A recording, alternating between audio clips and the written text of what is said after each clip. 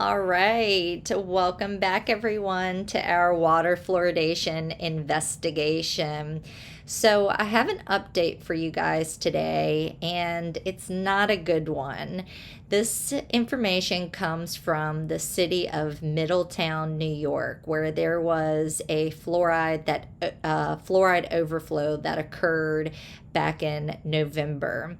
Now, I want to share this information with you because there was a lot of parallels that I saw between the fluoride overflow that occurred in Middletown and the fluoride overflow that occurred in the city of Richmond. For those of you who may be joining us for the first time, back in April of 2025, more than a month's worth of fluoride went into the drinking water in Richmond in 5 hours and 15 minutes. This affected a lot of people, the city of Richmond, Henrico, Hanover, and Chesterfield, okay? So the city of Richmond downplayed the calamity, where they didn't send out the proper notice to the public that was required under the Virginia Administrative Code, as well as the Federal Safe Drinking Water Act. So they also downplayed the negative health effects, and they just weren't transparent. Virginia Department of Health did send out a notice of alleged violation.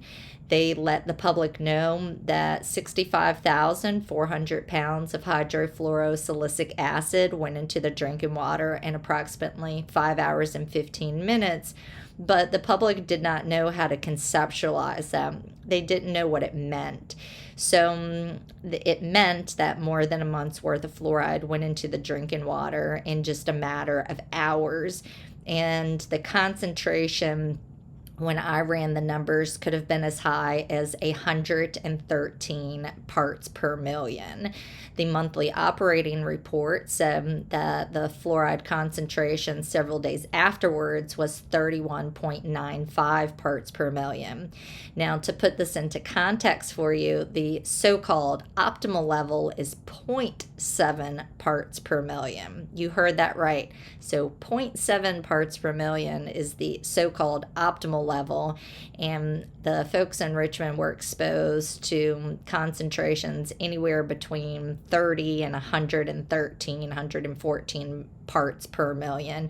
It's really unclear because the city of Richmond was not testing the water like they should. Again, a violation of the Federal Safe Drinking Water Act. So anyhow, there were a lot of things that I saw that was similar in the Middletown, New York notice that I saw in Richmond. This is just another reason why we should never use the public drinking water to deliver medicine to the public. You want to minimize the risks, and so want any chemicals that you don't have to have in the water, you shouldn't put in the water, because accidents happen. Too much of a chemical does go into the drinking water. Now, in the case of Richmond, they were using a month tank instead of the proper day tank. In the town of Middletown, or forgive me, the city of Middletown, they were in fact using a day tank, so it minimized the level of exposure that the folks over there were exposed to. So let's go ahead and jump into the document. I am going to go over the entire document for folks who may be joining us for the first time.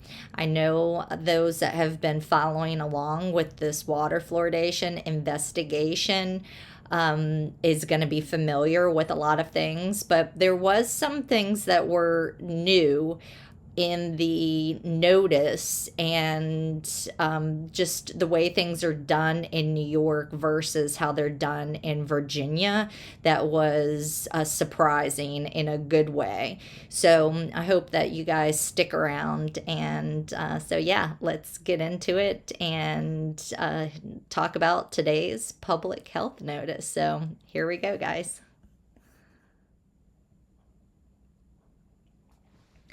Okay, guys, here we go. We have the city of Middletown, New York.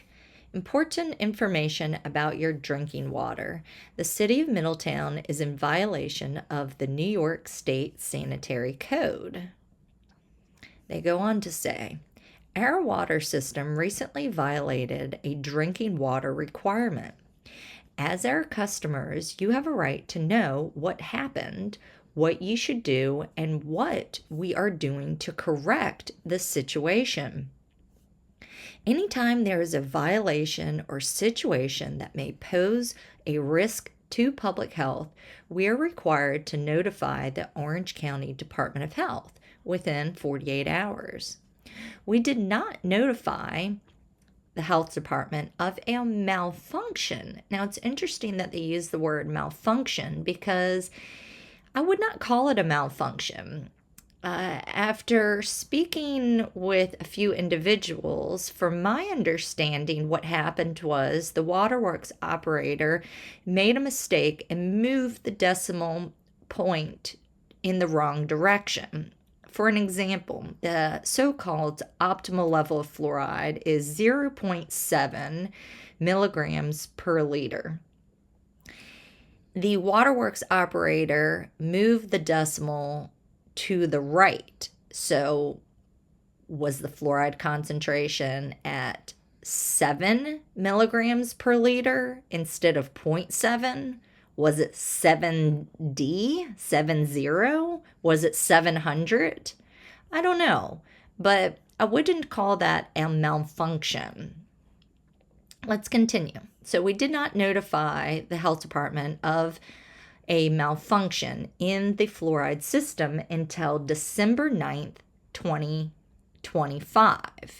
So the accident happened on November 10th of 2025, and they did not notify the public until November 9th of 2025. We were required to notify the health department to ensure that we are doing all appropriate testing and providing proper public notification as required by New York state regulations.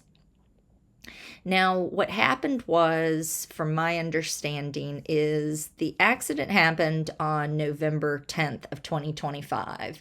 And then approximately a month later, the supervisor was taking a look at the information and said, hold the phone, we have a situation here, and realized that a mistake had occurred, at which point that individual did the right thing and notified the public. But they did not notify the public as to the amount that they would have likely been exposed to. So let's continue. Fluoride is added by public water systems to drinking water to prevent cavities.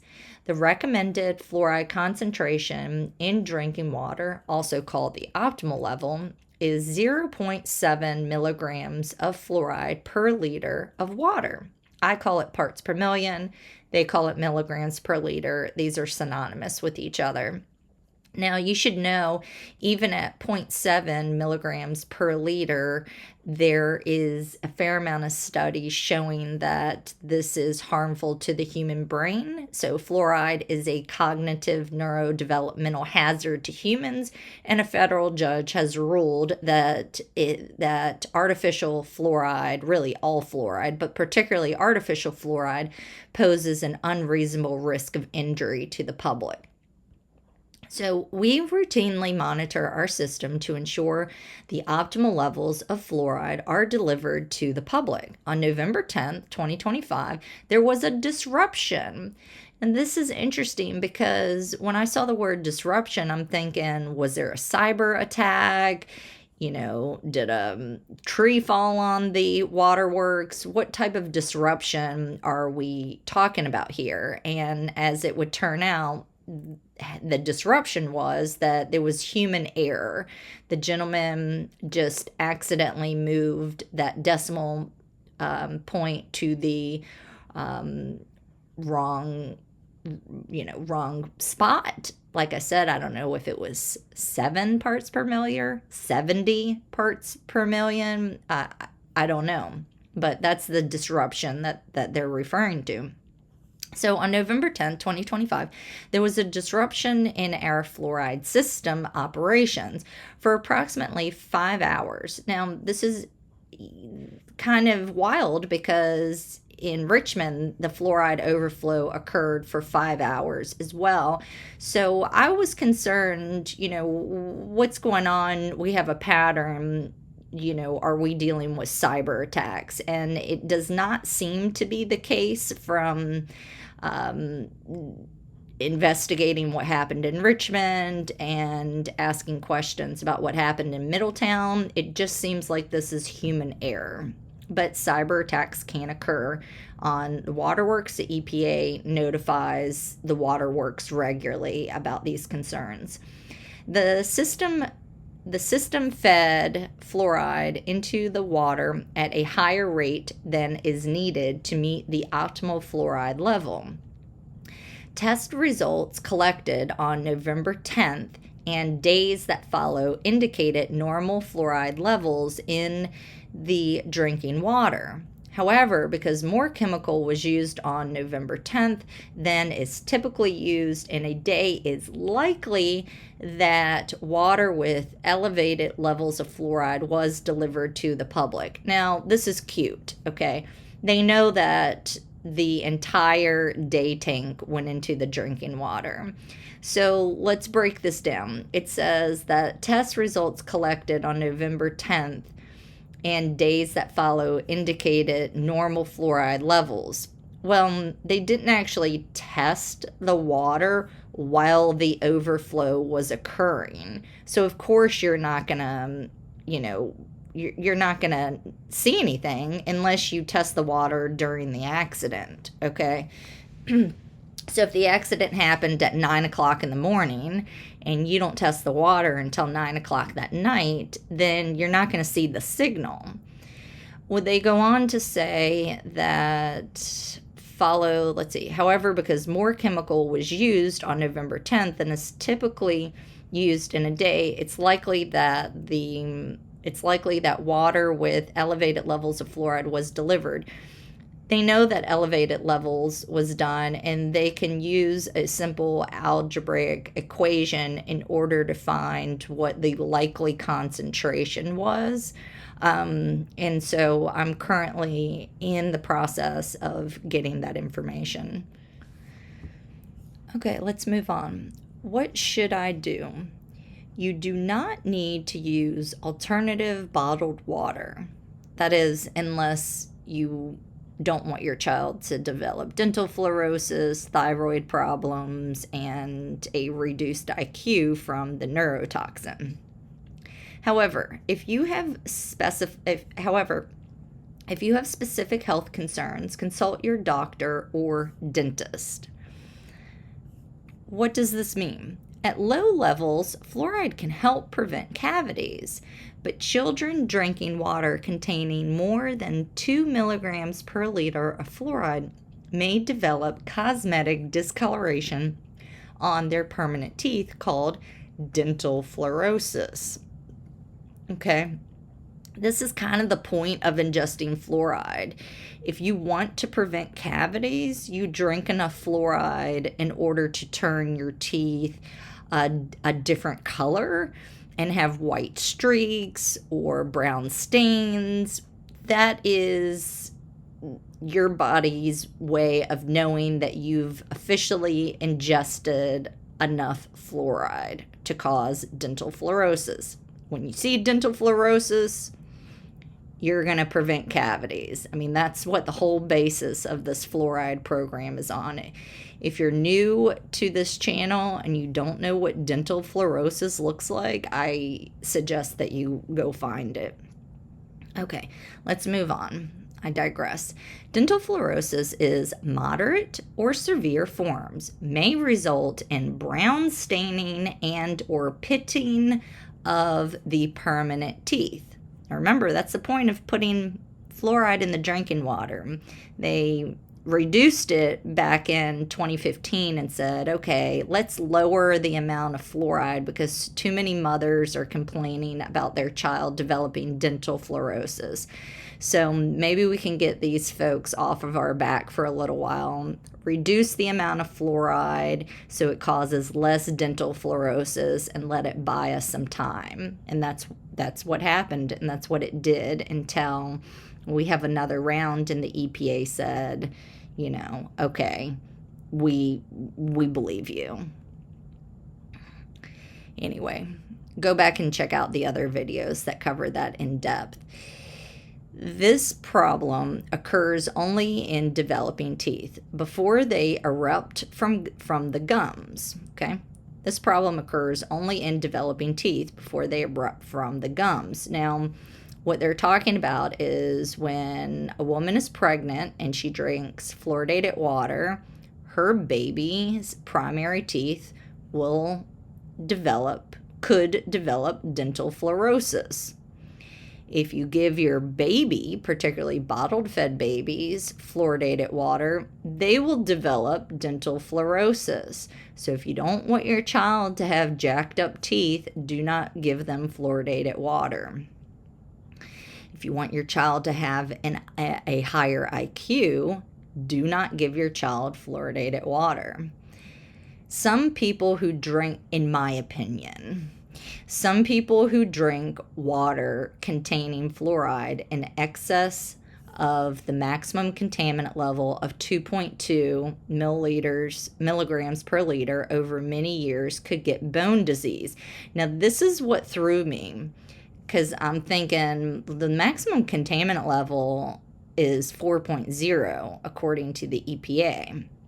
Well, apparently in the state of New York, they have a different maximum contaminant level, and their maximum contaminant level is 2.2 milligrams per liter. And so they're saying if you're exposed to that at over 2.2, then you're going to get bone disease.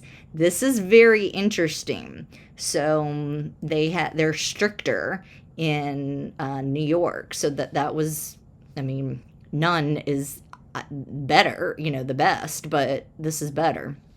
Including, so if you're drinking a lot of fluoride, over a lifetime, fluoridated water over a lifetime, you could get bone disease, including pain and tenderness of the bones.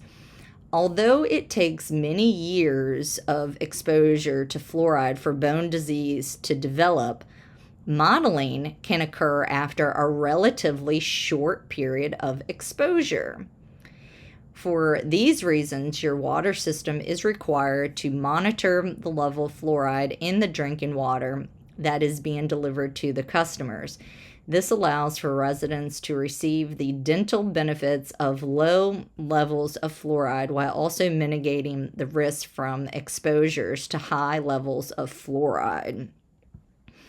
Now, we know that the predominant way that fluoride prevents cavities is topical, and it's not ingestible. And what is the trade-off to ingesting fluoride? Sure, you might have a little bit less cavities, right? And this is marginal, okay? It's not even statistically significant, but you will have an increase in cracked teeth because fluoride makes your teeth harder.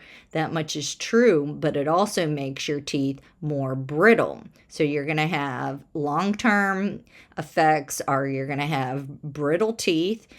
You could have dental fluorosis.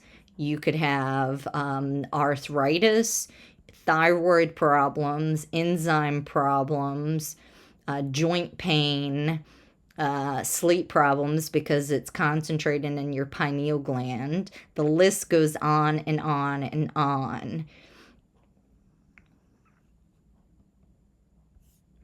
All right, they then say what happened, what is being done. As soon as we noticed the overfeed, we reduced the chemical pumping rate and returned ongoing water to optimal fluoride levels. Now, from the folks that I spoke to, they went through the whole day tank. So I don't know that there was really any turning it off. They programmed the system incorrectly, and the entire day tank went into the drinking water. I'm drinking at 9 a.m, man. What the flip? When they say the chemical pumping rate, as soon as we noticed the overfeed, we reduced the chemical pumping rate. I think the chemical pumping rate was reduced because they ran out of fluoride. What? Bro, what are you talking about, man? From my understanding, while we corrected the situation within 5 hours, water with elevated levels of fluoride may have been delivered to the public. May have been delivered to the public. They know it was delivered to the public, okay? Test results collected on November 10th and days that followed indicated normal fluoride levels in the drinking water. Again, this line right here bothers me greatly because they know good and well that they did not test the fluoride concentration while the overflow was occurring. They tested it after the fact, after it was, been and done and over with. And so this is misleading to try to reassure the people. I'd like to know what the setting, what was it set to? I spoke to some folks over there, and they said that there's naturally occurring fluoride in the water. So I said, okay, well, do you guys normally program your system at 0.5 parts per million? And so then what did y'all set it to? 5 parts per million, 50 parts per million, 500 parts per million? What was it, right? They know what the answer was, and they are refusing to put it in this notice. Allegedly. Allegedly. Allegedly. Allegedly. Allegedly. Allegedly. Allegedly. We are working with the Orange County Department of Health to ensure future compliance with the New York State Sanitary Code, and will consult the Orange County Department of Health for any violation or situation that may pose a risk to the public health. Upon consultation with the health department, we have been collecting additional samples in the distribution system for fluoride, and all testing shows level in the optimal range. Well, of course, because it's already been done and over with. We temporarily shut down the fluoride injection system, upgraded our systems to add additional safeguards to avoid any future overfeed events. The fluoride addition went back online 12/12/2025. Okay, so you guys can go and look at that notice if you desire, and feel free to call and email if you have any questions. Okay, so there you have it. There's a lot of parallels between what happened in Middletown versus what happened in the city of Richmond. One, human error. That's what happened in both situations. Two, their redundancies and alarms and so forth, they didn't have any. That's kind of outrageous, because what if there was a cyber attack? No alarm bells are going to go off. Three, why didn't they test the fluoride concentration right after they put the fluoride in the water, right? Shouldn't you test it straight away to make sure that you programmed it correctly? I suppose that's what they're doing now. Again, Richmond's not testing the information. And that seems to be a theme here, is both Middletown and the city of Richmond says, well, we don't need to send out a proper notice to the public because we don't actually know what the concentration was. This is kind of a ridiculous thing, because you know what you programmed the system to. You know how much water you have, so you can just plug in the numbers and figure out what the concentration would likely have been. And I went over that information with some of the folks over in Middletown. So I was not, I was dissatisfied with the lack of information. The biggest thing that bothered me is, okay, that you moved a decimal place over, so what's the concentration? And they refused to answer the question. Well, I don't have the numbers in front of me. What? You don't, how come you didn't put it in the notice? They're doing, kind of the bare minimum. They're letting you know that it happened, which is, better than nothing. Again, they didn't let you know it happened straight away. They try to cover it up. Same with Richmond, but they eventually let them know what happened, but they're still trying to downplay it, so they don't look bad. This is just another reason why you should not be using the waterworks to deliver medicine to the public.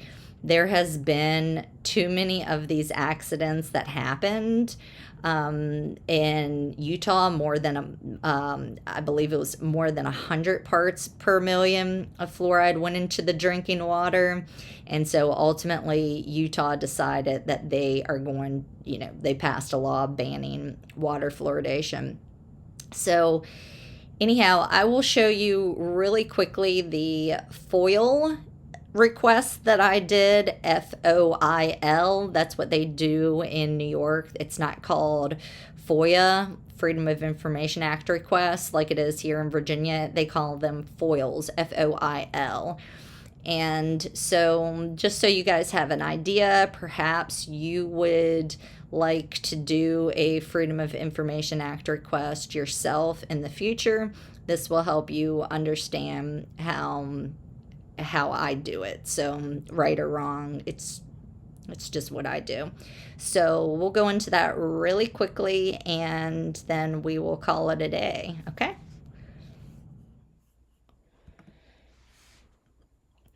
Okay, here we go, guys. This is my New York State FOIL. I sent this Sunday, January 25th, 2026. The subject, Freedom of Information Law, request for documents related to fluoride addition incident on November 10th, 2025. Dear Records Access Officer, pursuant to the New York State Freedom of Information Law, Public Officers Law, Article 6, I hereby request access to records maintained by the City of Middletown Department of Public Works, Water Department, or any other relevant city agency concerning the public water system and fluoride over addition incident that occurred on or around November 10th, 2025. This next portion is not required because I'm stating the purpose, and in Virginia, you do not need to state your purpose. They actually aren't supposed to even ask you why you want what you want, and it's probably the same in New York. But nonetheless, I decided in this particular situation to explain why I'm interested in the information, because I think it would help them get to the meat and potatoes of the records that I'm requesting. I said, note, it has been reported to me that the fluoride over addition occurred as a result of a decimal point error in the fluoridation system programming. I am seeking to determine the specific fluoride concentration value that was entered or programmed as a result of this error. For example, if the normal fluoride set point is approximately 0.5 milligrams per liter, I am requesting records showing whether the system was instead programmed to 5.0 milligrams per liter, 50 milligrams per liter, or another value. Additionally, I'm requesting information on the average concentration of naturally occurring fluoride in the source water. The information is requested in order to develop a rough estimate of the fluoride concentrations present in the water during the over addition event. To put it simply, I would like to have the information so I may figure out what the concentration would have reasonably been during the fluoride overflow event. I understand that the water was not tested. However, with some key information, we can make a reasonable estimate. I was not able to get a clear answer on the phone regarding what concentration the system was set to or how much fluoride is naturally occurring. The public would like the aforementioned data to understand what the concentration would have likely been. In order to gain clarity, I am officially requesting the following information. Now, they know, in my opinion, they know how much fluoride went into the drinking water. Now, here's why. Let's say, for example, that there's 0.2 milligrams per liter of naturally occurring fluoride. And then they typically set their system to 0.5 milligrams per liter, but they made a mistake and moved a decimal over in the wrong direction. That would then make it at 5.2 milligrams per liter. So they should, in my opinion, with this example, they should say, we did not test the water, but the system was programmed to, mistakenly programmed to 5 milligrams per liter, and plus the 0.2 milligrams per liter of naturally occurring fluoride. So we estimate that the concentration was 5.2 milligrams per liter. Okay, that's reasonable. Perhaps they set it to 50 milligrams per liter or 500 milligrams per liter. I don't know. They won't even tell me what they usually set it as. I said, do you normally set it at 0.5, 0.6, 0.7? What do you guys normally set it at? And that question made them feel rather squirrely, to say the least bit. Okay, so because they won't answer basic questions and inform the public, the way that they're required to under the Federal Safe Drinking Water Act, allegedly. I have to be extra, read all about it. So here we go. Accordingly, I am requesting the following records. 1. All documents showing the fluoride concentration level programmed or set into the fluoride feed system on or around November 10th, 2025, including but not limited to programming logs, SCADA system records or data reports, operating logs or notes, daily operating reports, maintenance or calibration records, internal incident or corrective action records.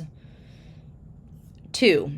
This request includes records showing both the intended fluoride set point and the actual programmed value during the incident. In my opinion, they should have put this on the notice.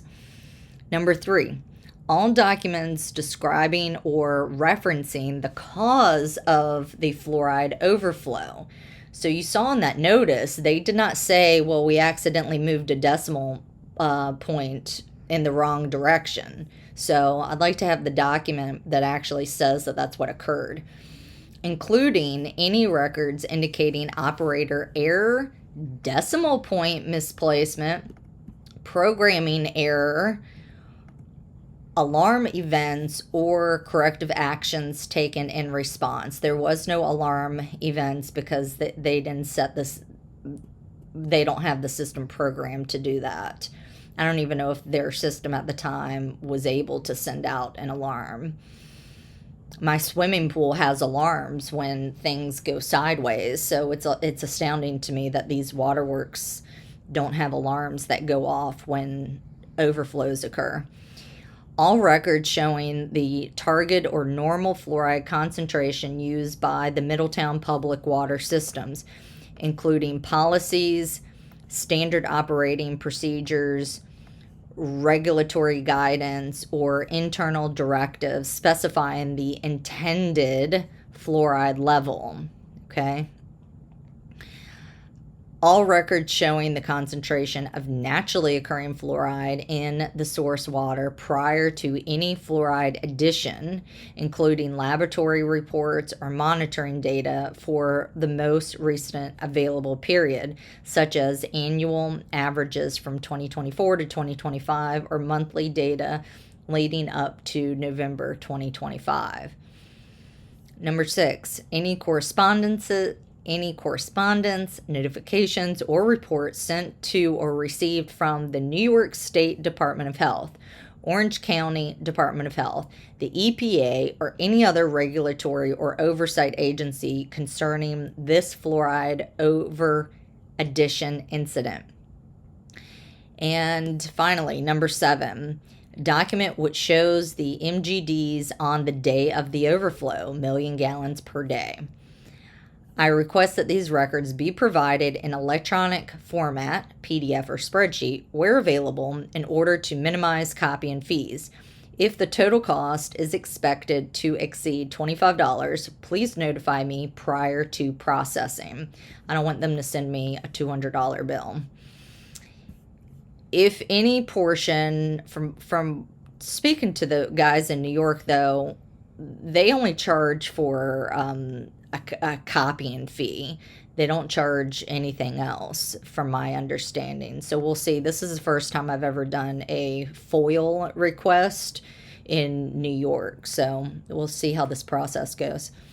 In any portion of this request, if any portion of this request is denied in whole or in part, please provide a written explanation citing the specific statutory exemption relied upon, and release any reasonable segregatable portions of the records as required by law. Please also inform me of my right to appeal any denial. This request is made for informational and public interest purposes and is not commercial in nature. I do always put in there that this is for informational purposes because it winds up benefiting me if they know I'm not, I'm not Fox News or CNN or anything like that. I'm just an ordinary human being that is just trying to figure out what happened in Middletown, so then I can go back. Oops, sorry guys. So then I can go back and inform my friends and family in the area who are there. People want to know what happened to them. All right, moving on. Please acknowledge receipt of this request within 5 business days as required under the Freedom of Information law. You may contact me if clarification is needed. Thank you for your assistance. So I will update you guys when I get that information back. Okay, I also provided some references. I did take out specific names and phone numbers because I don't think it's proper. But I did put in certain references so people could click on that the actual notices and such, and so they knew what I was talking about, and you guys can have it. I also sent them some information about how to do the math, because this is pretty basic information if you're a waterworks operator. If Middletown, New York is struggling to find a reasonable estimate of, now this is what we're talking about. What is a reasonable estimate? I understand you did not test the water while the overflow was happening, but there is a way to reasonably estimate what the concentration was. So if New York is struggling to find a reasonable estimate of the fluoride overflow, they may want to use the formula that the residents of the city of Richmond, Virginia used after they were exposed to 65,400 pounds of hydrofluorosilicic acid solution in 5 hours and 15 minutes. Now, this amounted to more than a month's worth of fluoride that went into the drinking water in 1 day. Okay. I also put the notice of alleged violation because when I spoke to the guys over in Middletown, they use a day tank, and they were very upset that a day's worth of fluoride went into the drinking water in 5 hours. And to help kind of relax these folks, so then, they would feel more comfortable speaking to me, I said, listen, in Richmond, a month's worth went in the drinking water in 5 hours. And this individual said, well, no, we take this stuff seriously. We can't have the fluoride concentration go over 2 parts per million. And I'm thinking in my mind, wow, these people are terrified if it went over 2 parts per million. Meanwhile, in the city of Richmond, it was estimated to go up to 114 parts per million. Remember, the EPA's maximum contaminant level is 4 parts per million. So this gentleman, the New York, I should say, they have more stringent guidelines than the EPA does. So they were very concerned about what happened and, took it seriously. I would prefer that they be more transparent than they are, but they did take it very seriously, and they were very concerned. And I can say that in the city of Richmond, the waterworks operators are very concerned about the fluoride, and they too take this very seriously. It's just the mayor and the higher ups and so forth basically, tie both their hands behind their back regarding the water fluoridation. I've never met a waterworks operator who wants to put fluoride in the drinking water. Never have I met a waterworks operator that is happy about this stuff. Okay, let's continue. So we have an example. So here's math, okay? Now, this is the equation that's used in order to calculate how many pounds of hydrofluorosilicic acid solution goes into the drinking water. Fluoride. Okay, so how many pounds of fluoride goes into the drinking water? So if you have, you know how many MGDs you have, and then it's times 8.34 times 0.7 divided by 0.23 times 0.79 equals 32.06. Now, I'll break this down for you. So MGDs is million gallons per day. Then you have 8.3 is, you have 8.34 pounds equals 1 gallon of water, okay? So this is, you've got to put it in pounds. 0.7 is what you're aiming for. So let's say, Middletown, they use 0.5 because there's 0.2 parts per million naturally occurring. So this value could change in Henrico. They put too much fluoride in the drinking water. They set it at 1.0 or 1.11. Now, this has to do with the purity. So normally the fluoride is at the hydrofluorosilicic acid solution is at 0.23 or 0.24, 0.25. And then the 0.792 has to do with, let's go down here to help you out. So the 0.792 equals the percent of pure fluoride within the hydrofluorosilicic acid solution. Okay, so this is essentially the percent of the purity, right? So is it 23% pure? Is it 24% pure? 25% pure? This fluoride that gets dumped into the drinking water is contaminated with arsenic, lead, and God knows what else, okay? And then the 0.792 is the actual pure, fluoride, okay? So now that you understand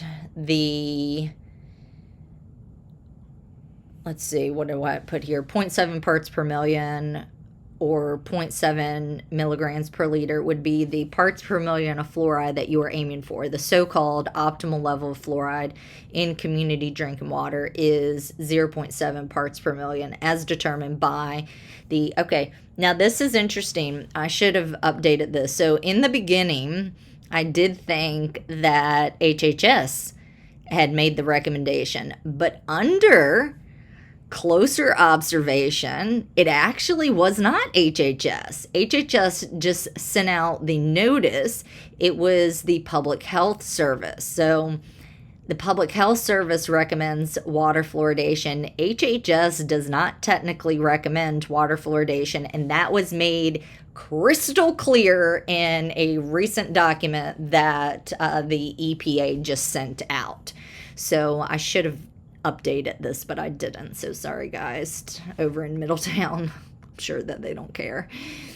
The recommendation, and here's what's interesting, is others also think that it's HHS because HHS was the one that sent out the notice, but they weren't the ones that officially recommended it. So it can be confusing to people.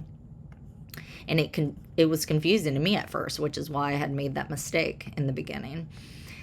The recommendation is about to change to 0 parts per million, given the fact that the National Toxicology Program has determined that 1.5 parts per million is the hazard level, and EPA applies a margin of safety of at least really a factor of 10, which would be 0.15 parts per million. This is ludicrous to continue to put artificial fluoride in the drinking water at this point with all the evidence, ethics. I mean, this is just, you cannot make a argument for the government to continue to invoke this type of police power. This is outrageous. Okay, I digress. So this was once you understand the formula, then you can just plug and play, right? So this is what I did in Richmond. So I pulled some information from the mayor, actually, of Richmond, Danny Avula. He was on record stating that at one particular time there was 50 MGDs that Richmond normally puts out a day. So, and that was kind of, in the ballpark, right? I later got a monthly operating reports in order to figure out exactly what it is per month, and even down to per day. But at the time, all I had was that Richmond distributes 50 MGDs a day. And usually the hydrofluorosilicic acid solution is a 23% pure. Now, what I was trying to solve for is what was the concentration. So we're solving for X. And so here we know that 65,400 pounds of hydrofluorosilicic acid solution went into the drinking water, right? But the missing part is the parts per million. So once you just plug in the data, then you can solve for X, which was 28.569. Now, this is generous because this was in 24 hours. Our fluoride overflow happened in 5 hours. So what I was doing was getting a range, and I was being very generous with the range. Ultimately, I wound up finding that the monthly operating report several days later said 31.95 parts per million. So my range was fairly accurate once I amassed other information. I retrieved information from the SCADA system and interviewed some of the waterworks operators and some other folks within the city of Richmond who was willing to have conversations with me, and I was actually pretty spot on. So this was the low end of the range, and we're about to get to the high end of the range. So if 65,400 pounds of hydrofluorosilicic acid solution went into the drinking water in a matter of hours, then the concentration would be much higher than 28.569 parts per million. The fact that the probes broke is an indication that the concentration was very high, was extremely high. So from speaking to folks involved, after they dipped the probes in, so they knew that the fluoride overflow was occurring in real time. Well, not exactly the moment, but they realized at a certain point, holy mother of mother, that we have a situation. So they go to test the concentration, which they did not do that in Middletown, but they did try to do this in Richmond. And the concentration was so, I said high. I mean, it was high, but there's a pH of 1.2. So if you spill some of this, it eats away at concrete. The concentration was so high, in other words, it wasn't diluted, very much, right? So the concentration was so high that when they put the probes in the water after about 10 times, the fluoride ate away at the probes because it will eat through acid, it will eat through metal. They use hydrofluorosilicic acid solution to etch glass. It eats away at glass. So yeah, it was pretty high, okay? And like I said, this stuff has a pH of 1.2. All right, I'm getting excited here. And not in a good way. Hydrofluorosilicic acid solution has a pH of 1.2, which makes this acid extremely dangerous and corrosive, even to metal and concrete. All right. This could explain why there were reports of individuals with stomach pain, headaches, fatigue, and vomiting. Fluoride is toxic to humans when ingested. This is a neurotoxin for sure, 1000%, guys. They are actively contaminating our drinking water with a known neurotoxin. If the fluoride went into the drinking water in a matter of 6 hours, then the levels would be the following. Now, remember, I'm sharing this information with them for two reasons. One, so they understand. I'm talking about Middleton. I'm sharing this information with Middleton. One, so they understand that there's an easy equation that they can use.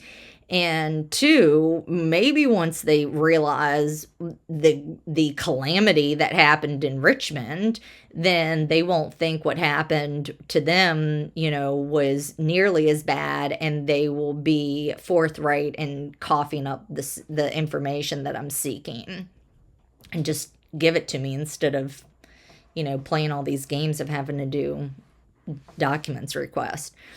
So again, plug and play. Let's see. So we've got the chemical equation, MGDs. But what I did was I said, okay, well, let's say the fluoride overflow occurred in 5 hours and 15 minutes. So I just was a little bit generous and said 6 hours. That would put you at 12.5 MGDs. So I then ran the numbers again and said, okay, we've got 12.5 MGDs. Let's solve for the concentration. We get 114.276 parts per million of fluoride. Now, I sent this information to the EPA. And at the time, I did not have the monthly operating report. So I'm sure they were thinking, what the heck is going on? And when I sent the monthly operating report, then they realized, okay, we have a serious situation on our hands. She's not making it up. And then to take it a step further, I showed them, I said, would you like to see the math? I could just show you the math if it's hard, because these guys over in the EPA, they were out of the practice. So I, showed them the formula and walked them through it and sent them the information, and they agreed. But their stance was, well, we're not going to enforce the Federal Safe Drinking Water Act because we think it will confuse the folks in the city of Richmond. I kid you not. They said, we don't want to let everyone know what's going on because Mayor Danny Avula already told people there's nothing to worry about, and that we don't need to even send out a secondary maximum contaminant level notice. And if we undermine the mayor and VDH and so forth and so on, it'll confuse the public. My response was, you actually don't have the discretion to decide this, okay? So nonetheless, that is the EPA. The EPA is not there to protect us. They're there to protect industry, and they're there to protect those who want to contaminate our drinking water. So not that I'm bitter about that or anything, guys. So yeah, this is what happened in Richmond, an accidental fluoride overflow of, a huge range.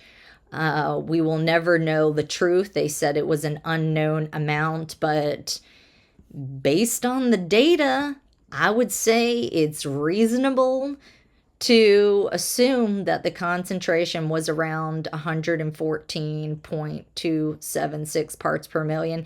And actually, when I then took, if you understand that more than a month's worth of fluoride went in the drinking water in 5 hours, and you work the math backwards that way, it also tracks. And when you look at the SCADA system, it also tracks. So I've checked this out in a variety of ways, and I keep coming up with numbers that are right around this level. And when the fluoride overflow happened in Utah, it was over 100 parts per million. So yeah, it seems to track, which is, again, another reason why you don't want to put medicine in the drinking water. This is egregious. Okay, guys, well, there we have it. You have everything. You have what happened in Middletown. You have a brush up of what happened in the city of Richmond. I will update you guys when there's more information that comes our way. So yeah, use your voice to let other people know about how dangerous it is to put hydrofluorosilicic acid in the water, sodium fluoride, or any other types of fluoride in the drinking water. Okay, we should not be using the municipal drinking water to deliver medicine to the public. This is just, it's so wrong. It makes me lose my words, believe it or not. I think I will have to do a video in the near future covering how this appears to be reckless indifference or even gross negligence. Once you know that it's harmful and you continue to do it anyway, there seems to be a crime somewhere in there. Battery, child abuse. In the state of Virginia, we have a law about poisoning. There's a variety of things going on. Allegedly. Allegedly. Allegedly. Allegedly. Allegedly. Allegedly. Allegedly. So yeah, we will have to look at that, those various aspects and cover that. Yeah, the good news is that there seems to be a big shift in their people's thinking. They seem to be waking up. We've got close to, I believe, 30 bills that are trying to be pushed through that's going to ban artificial fluoride in the drinking water. So I look forward to Virginia being one of them. I have a really good feeling about it. I've spoken to several of the folks in the health committee, and they seem really receptive. So I think they understand what's going on, and they have the information. So that is it for today. As always, give a thumbs up if you like this content. Make sure to smash the subscribe button and share this video with everybody else, right? Make sure that you share this. And if you made it to the end, maybe you could leave a comment below that says Middleton, right? Middleton. That's it. Okay, guys, I will see you next time. The next video to come, I think I will either have to cover probably, well, there's the new document that the EPA sent out. I've read through that, and there's some things that are very curious to me. And they're now acknowledging that fluoride is hazardous to the brain and that this is a neurotoxin. So they even said on there that they're going to accept this fact. So I want to cover that. They also highlighted in there that the EPA does not recommend water fluoridation, and that they can't recommend water fluoridation because of the language in the Federal Safe Drinking Water Act, which means Virginia Department of Health, you cannot recommend it either, okay? So if EPA cannot recommend water fluoridation, VDH being the primacy agency cannot recommend water fluoridation. So VDH, I suggest you go and change that Virginia Administrative Code ASAP. Cut it out, okay? And then I think we need to take a look at a document that the health department put out in 1980 showing that this stuff is very harmful. They knew this back in 1980. Of course, we all did. And also, what do we know now in respects to the negative health effects? So there's still a lot to cover. And I'm still tracking the bill in Virginia. And if you have not already notified the Public Health Committee members to let them know that you want to get rid of fluoride, please do so. Do not assume somebody else is going to do it. Sometimes this stuff works fast. I do know that they canceled their their meetings today because of the icy weather. So make sure that you guys get on top of it. Do not wait. And I will keep you updated on any progress that's coming our way. And I found a good document to show you guys how a bill gets passed, because I don't know about you guys, but this is not something that I do every day. So I needed a little cheat sheet, and thankfully I have a good friend who used to be a lobbyist, who explained to me how the process works, and then I got a little cheat sheet, so I thought together I could combine those two things and let you guys know how the process works, right? Because we're all learning together, okay? It's fantastic. I love how I can bring different elements to this investigation. Somebody else can bring other elements to the investigation. And I mean, together, we are just like, we've got this, you know? That's what's so exciting. It's just the team effort behind all of this has just been amazing. It's so much support, so much encouragement, everybody sharing the information with everybody. So it's fantastic. I saw something earlier today that somebody had said. It was the guy on Wolves in Finance. At the beginning of his video, he said, being brave is what it's like to be an American. That's what he said. Being brave is what it's like to be an American. And that is freaking amazing. That's exactly right. Americans, like, we're tough, right? So be an American, use your voice, speak up.